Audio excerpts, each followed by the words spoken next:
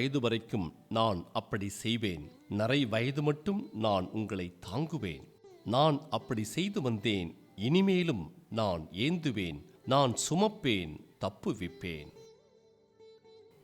உங்களை பெயர் சொல்லி அழைத்து இதுவரை நடத்தி வந்த தேவனாகிய கர்த்தர் உங்களை பாதியில் விட்டுவிட்டு செல்லும்படி இவ்வளவு தூரம் கொண்டு வரவில்லை.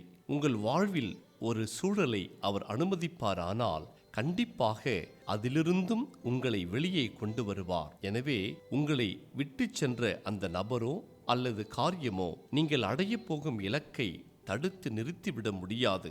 உங்களுக்கான சிறப்பானதொன்றை உங்கள் தேவன் ஏற்கனவே ஆயத்தம் செய்து வைத்திருக்கின்றார். அன்பின் தகப்பனே, உம்முடைய நாமம் மகிமைப்படுவதாக. உம்முடைய மகத்தான திட்டத்தில் நானும் இணைந்து செயல்படும்படி என்னை பெயர் சொல்லி அழைத்திருப்பதற்காக உமக்கு நன்றி. யார் என்னை விட்டு பிரிந்து சென்றாலும் நீர் மட்டும் மாறாதவராகவே இருப்பதற்காக உமக்கு ஸ்தோத்திரம்.